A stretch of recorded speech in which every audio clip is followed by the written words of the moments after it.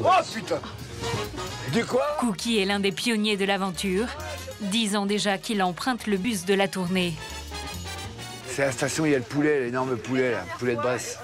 Vous connaissez toutes les stations d'autoroute? Ah ça, je vais te dire, ça ouais, vraiment, celle-là on l'a fait 30 fois. Faut marcher un peu, mais c'est joli, ça va, elle est jolie.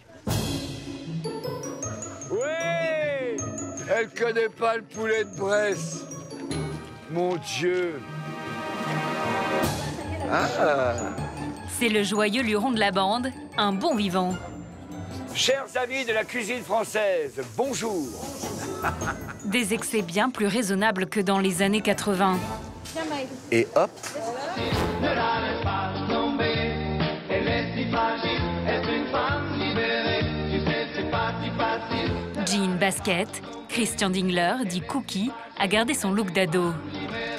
Et quand il n'est pas sur les routes, le Strasbourgeois mène une petite vie tranquille avec sa femme, Cathy. Bonjour. Et bonjour, ça va bien?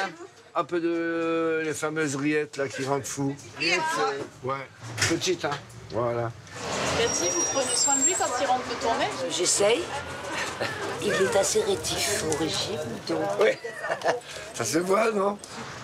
À 69 ans, Cookie Dingler reste un incorrigible épicurien. Une ancienne fiancée. Oh! Il en a eu tant que ça? Je peux joker?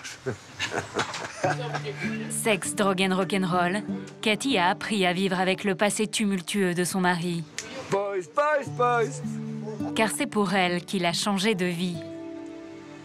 On s'est connus en 89. Je suis tombé amoureux. Et moi, à l'époque, bon, c'est dans un monde un peu artificiel. Et je voulais pas l'emmener là-dedans. Elle connaissait pas du tout ça. Elle était pas du tout branchée dope. Et je voulais pas. Et donc, je suis retourné à ma vie. Et puis, elle m'a attendu. Elle m'a attendu très longtemps. Alors que toute sa famille disait laisse tomber. Il n'y a rien à tirer d'un junkie. Planque ta carte bleue, c'est tout ce qu'on lui a dit. Et puis finalement, à un moment, j'en avais tellement marre, je ne sais plus trop où aller, j'avais besoin de quelqu'un qui soit à côté de moi. Je suis allé la voir, et depuis, on est ensemble. Et elle m'a aidé à m'en sortir indéniablement.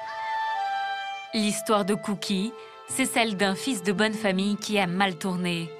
Pas vraiment motivé pour faire des études, il refuse de reprendre la société de géomètre de son père et préfère se laisser porter. J'ai habité de 75 à 80 dans le sud. J'étais prof de tennis.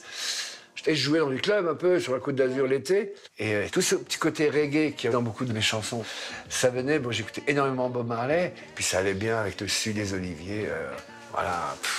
Je fais un petit joint de temps en temps, comme dans la chanson. Écoute même un petit joint de temps en temps, ne la laisse Il est repéré par un producteur après un passage sur une télé régionale.